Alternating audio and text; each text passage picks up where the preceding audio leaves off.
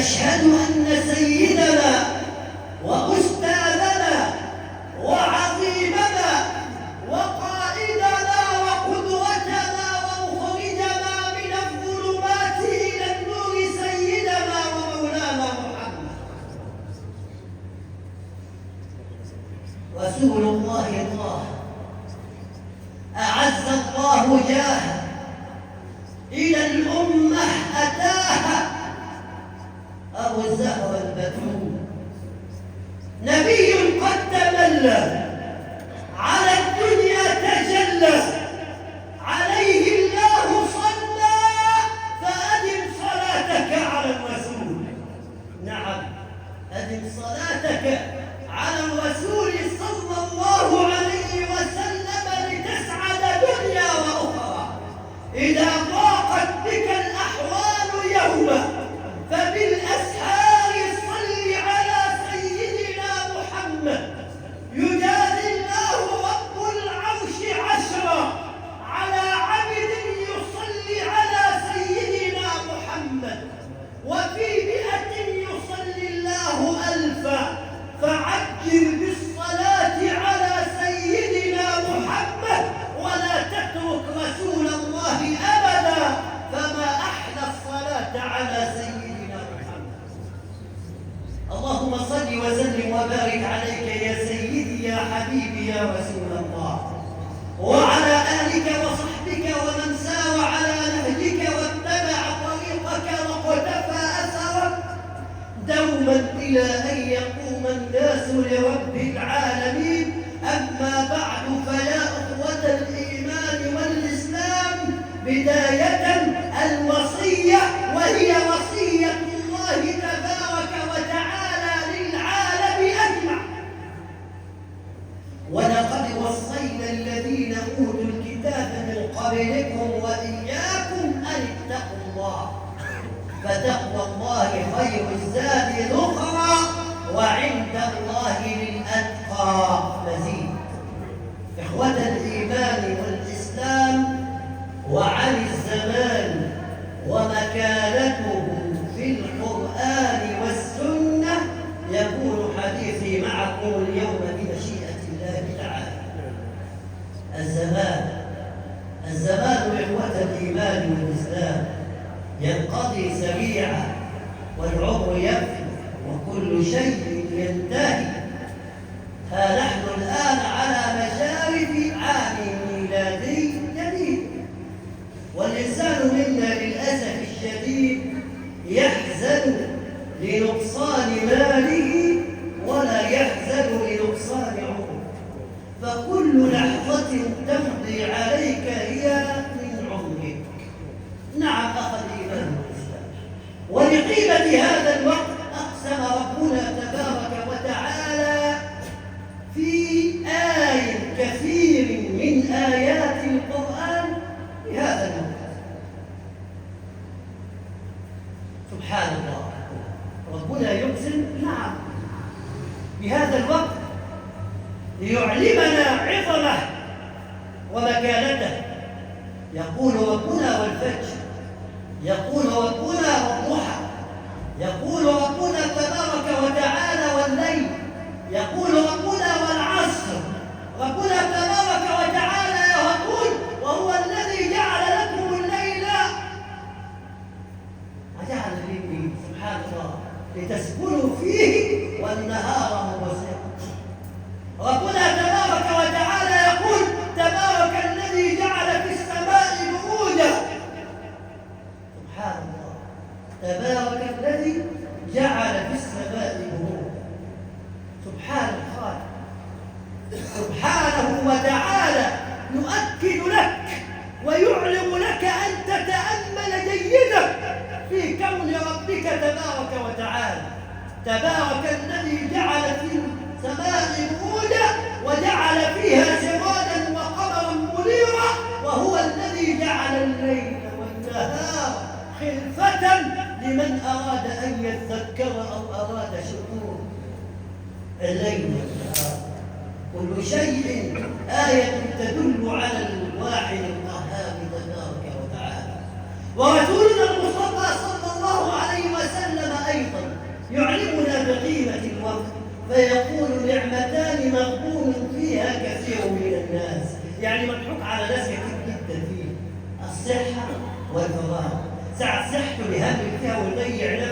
وكذلك وقته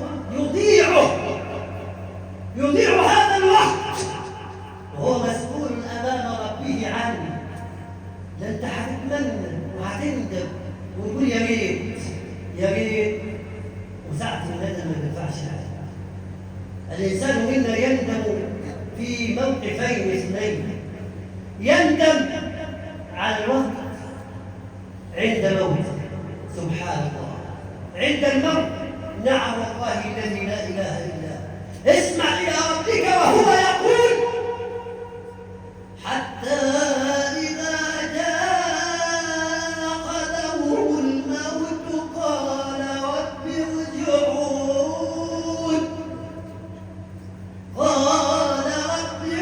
ارجعون، لعلي أعمل صالحا فيما تركت. الوقت يرجع، كل زمان يرجع يا زمان، سبحان الله. هيرجع تاني؟ لا والله، لا والله الذي لا إله إلا هو، عندها لا ينفع الندم. كذلك عند وقوفك بين يدي الله تبارك وتعالى يكون الندم. ولو ترى إذ المجرمون ناكسوا رؤوسهم عند ربهم ربنا سمعنا. الله ينفع. ولو ترى إذ المجرمون ناكسوا رؤوسهم عند ربهم ربنا أخرنا إلى أجل قريب. لا، هم عارفين كده ونفسوا سبحان الله، ولكن لا ينفع. والله الذي لا إله إلا هو لا ينفع. ولو ترى إذ المجرمون ناكسوا رؤوسهم عند ربهم، لا ينفعش الرجوع. لا والله يا رب نرجع، ما ينفعش. عاوزين نرجع إلى هذه الحياة الدنيا مرة ثانية فنعمل غير الذي كنا نعمل. ما ينفعش تتمنى ترجع ولكن لن ترجع ولن تعود ثانية. والله الذي لا إله إلا هو عندها تندم ولن ينفع الندم. هتندم والندم مش هينفع. يا أخ الإيمان والإسلام، ارجع إلى ربك، فقد كان سلفنا الصالح يعرفون جيدا قيمة هذا الوقت. سيدنا عبد الله بن مسعود كان يقول: أحزن على يوم ينقص فيه عمري ويقل فيه عملي. واحنا للأسف بنضيع الوقت بتاعنا كده وكده، عاوزين نكتب يا عم بنضيع وقت. قل بالله عليك، تضيع ماذا؟ تضيع وقتا أنت مسؤول عنه عند ربك، تضيع وقتا يناديك كل يوم بلسان حاله: أنا خلق جديد وعلى عملك شهيد فاغتنمني فإني لا أعود إلى يوم القيامة. نحن للأسف الشديد نقول فقر وتعب ومرض وكذا وجهل، وإحنا أمة فقيرة، وإحنا وللأسف نحن أغنى الأمم. والله الذي لا إله إلا هو أمة الإسلام وعلى الأخص أمة العرب أغنى الأمم، غنية بثرواتها. أنا عاوز أعمل مقارنة بس بيننا كمصر وبين اليابان. وأنت كده لما تسمع كلمة اليابان أو حاجة يابانية يعني حاجة 10 على 10. اليابان ومصر مساحتنا كام؟ 1,000,000 كيلومتر، دي مساحة مصر. مساحة اليابان كام؟ 5 مساحة مصر. كم؟ 5 مساحة مصر، يعني 200,000 كيلومتر، أقل مننا. يعني إحنا جدها في المساحة 5 مرات. اليابان بلد زلازل وبراكين، يطلع من زلزال هنا لبركان هنا. أنت بفضل الله بلد منعمة بفضل ربك تبارك وتعالى بخيراتها. نعم، اليابان هتقول احنا كتار واحنا سبحان الله، ما احنا قلنا اليابان كام؟ 5 مساحة مصر، ومع ذلك في من 120 مليون نسمة. أنت 110 وهم 120 مليون واحد. سبحان الله، أكثر منه، ولكن هناك فرق. هم استغلوا وعرفوا قيمة الوقت جيدا، وأنت للأسف الشديد أضعت الوقت بكل نبت الوقت. الشباب هنا على القهاوي وكذا وفي الملاهي يقول بنضيع وقت، والشيوخ للأسف الشديد بدل ما يقعد في بيوت ربنا ويقعد ربنا وكذا، لا قاعدين على المصادر ونقول بضيع وقت. يلعبوا سجا ويلعبوا ويضحكوا ويجيبوا في سيرة فلان وعلان ويقول لك بنضيع وقت. وقت يا أخي، سبحان الله سبحان الله سبحان الله يا إخوة الإيمان والإسلام. ألم نعلم أنك موقوف عند ربك، ولو ترى إذ المجرمون ناكسوا رؤوسهم عند ربهم ربنا أبصرنا وسمعنا فارجعنا نعمل صالحا. عاوزين نرجع تاني، نحن كنا سمعنا والشيخ بيقولوا كذا وقيمة الوقت، وللأسف بنقول لك بنضيع وقت. حتى جلوسك في المساجد بدلا من أن تذكر الله أو تكون بين راكع وساجد، إلا الناس قاعدة تتكلم، وده بنقول ضيع وقت. ضيع وقت عبال ما الشيخ يصلي. سبحان الله، ده نفسه كمان ضيع وقت الشيخ يصلي، ده بيعتبر نفسه في سجن وعاوز يطلع. نحن أمة للأسف الشديد تخلفنا، وتخلفنا من سبب إضاعتنا للوقت. ضيعنا الوقت بتاعنا ونقول لك بنكتب الوقت وبنضيع الوقت. وقت اللي انت بتضيع. انظر جيدا يا اخواتنا اخوات الايمان والاسلام الى صحابه رسول الله. نشوف كان الوقت يعني بيعملوا في الوقت. ام سيدنا زيد بن ثابت تاتي به للنبي صلى الله عليه وسلم غلاما صغيرا، وتدي للنبي وتقول له علم. شوف يتعلم. كان جاي للنبي حافظ 17 سطور، أتم حفظ القرآن عند النبي، كل ما نزل حفظه عند النبي صلى الله عليه وسلم. غلام صغير، فلما وجد النبي صلى الله عليه وسلم من ذكائه قال له تعلم لغة يهود، وتعلم العبرانية، فتعلمها في 15 يوما. 15 يوم لبلب في العبرانية. فوجد النبي ذلك فقال له تعلم السريانية لغة النصارى، تعلمها في 17 يوما. 17 يوم يتعلم. ناس غير يتعلم. سيدنا الإمام الشافعي رضي الله عنه يحفظ كتاب الله وهو ابن 7 سنين. يقول حفظت كتاب الله وأنا ابن 7 سنين، وحفظت الموطأ وأنا ابن 10 سنين. وإحنا بقى نقول عين، وللأسف نهتم بالعلوم الثانية، الإنجليزي فرنساوي مش عارف إيه كذا كذا، ونترك كتاب الله الذي علمنا جيدا قول القائل علموا أولادكم القرآن والقرآن سيعلمهم كل شيء. علم ابنك القرآن والقرآن حيعلم ابنك كل حاجة. والله وأقولها وأنا من فوق منبر رسول الله صلى الله عليه وسلم، ما وجدت حاملا لكتاب الله إلا وأراه قد تعلم كل شيء وفهم كل شيء. لماذا؟ فربنا يقول واتقوا الله ويعلمكم الله. وإحنا للأسف بنضيع وقت.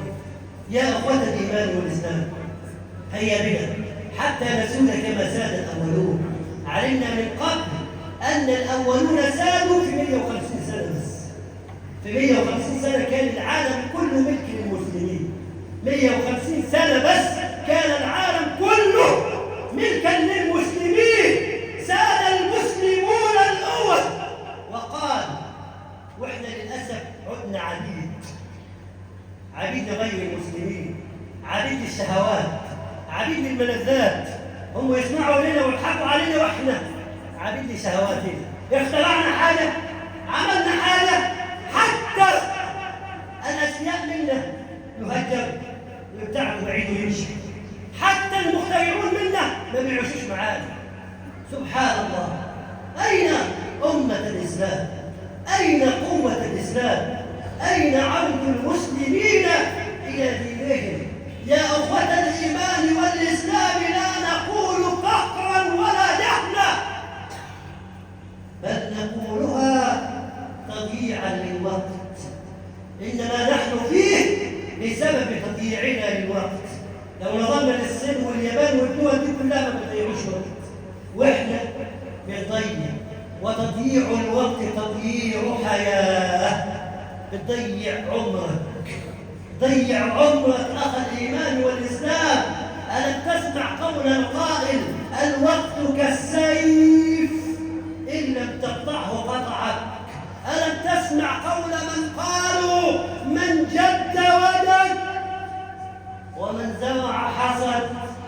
وإحنا بنزرع الفساد ولم نبني إلا الفساد. يا أمة الإسلام أفيقوا ولا نعيب الزمان بل العيب فينا.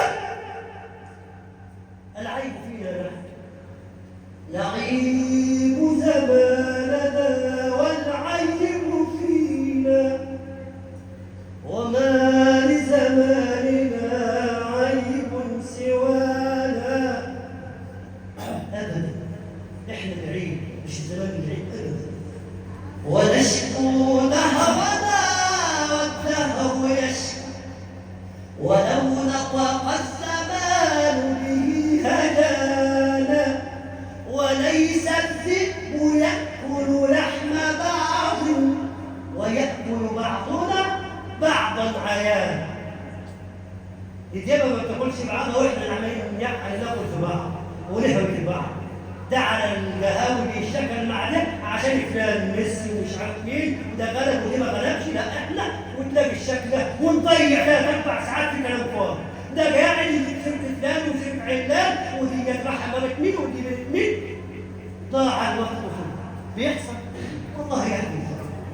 هيا بنا لنعود الى ديننا، نعود الى ديننا ونسال الله ربنا تبارك وتعالى ان يردنا الى ديننا ردا جميلا. اخوه الايمان والاسلام، يقول نبينا المصطفى صلى الله عليه وسلم كل ابن ادم خطا وخير الخطائين التوابون فتوبوا الى الله جميعا ايها المؤمنون لعلكم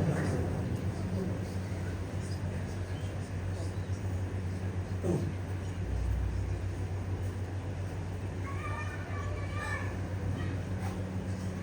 الحمد لله رب العالمين والعاقبة للمتقين ولا عدوان إلا على الظالمين. ربنا عليك توكلنا وإليك أنبنا وإليك المصير. سبحانك لا علم لنا إلا ما علمتنا إنك أنت العليم الحكيم. وأصلي وأسلم على المبعوث رحمة للعالمين سيد الأولين والآخرين وإمام المرسلين ورحمة الله للعالمين سيدنا ومولانا محمد. أما بعد فيا أخوة الإيمان والإسلام، هيا بنا لنرجع إلى ديننا. يمين إلى كل صغير وإلى كل كبير. هيا بنا ليحافظ كل إنسان على وقته. النبي صلى الله عليه وسلم يقول اغتنم 5 قبل 5، شبابك قبل هرمك. الشباب ده كم تتعكس وما تقدرش تعمل حياتك قبل وقتك. انت عايز دلوقتي بعدين هتموت. والله الذي لا اله الا هو كلنا سنموت. اين اغتنامنا لتلكم الاوقات بدل من ان نضيعها؟ اين انت؟ اين انتم يا شباب؟ بل انتم يا شيوخ. سيدنا الفضيل بن عياض يرى رجلا فيقول له كم عمرك؟ فيقول 60 سنه. فيقول له منذ 60 عاما وانت راحل الى الله. يعني انت ماشي يا ربنا كده لما بقى 60 سنه ستصل اي وقت هتوصل.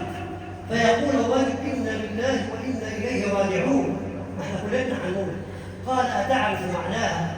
لو عرفت معناها لعملت لها. ما احنا بنقولها كتير وبنشوف الشباب قبل الشيوخ يموتون. هل عملنا لها؟ هل عملنا لقول ربنا انا لله وانا اليه راجعون؟ يسال الرجل وما الحيله ونعمل ايه؟ قال له اتق الله فيما بقي يغفر الله لك ما مضى.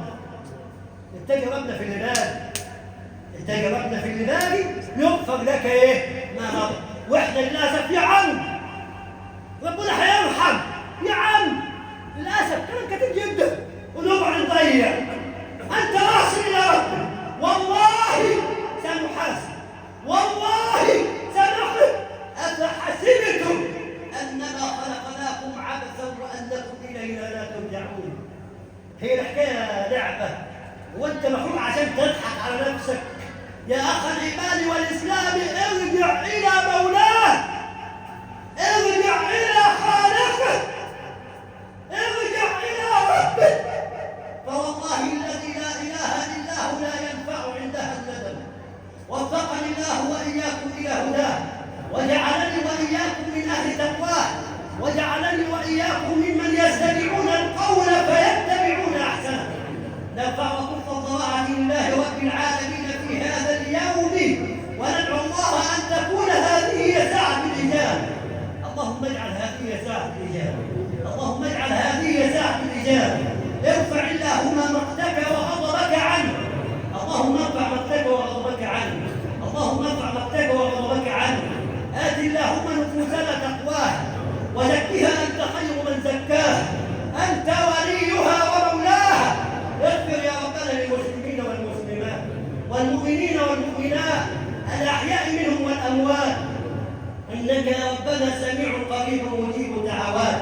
أجب دعاءنا واشفنا واشف مرضانا، وارحمنا وارحم أمواتنا. اللهم كن معنا حيث كنا، وعلى طاعتك أعنا. اللهم اجعل العام المقبل علينا عاما سعيدا يا رب العالمين. اللهم اجعل مصرنا سخاء رخاء وسائر بلاد المسلمين. قنا اللهم الفتن ما ظهر منها وما بطن، اللهم قنا الفتن ما ظهر منها وما بطن، اللهم قنا الفتن ما ظهر منها وما بطن. جنب بلادنا الغلاء والوباء وسفك الدماء. اجعلنا اللهم متحابين متآخين، وارزقنا اللهم الجنة وما قرب إليها من قول وعمل. آمين آمين يا رب العالمين. وآخر دعوانا الحمد لله رب العالمين. وأقم الصلاة إن الصلاة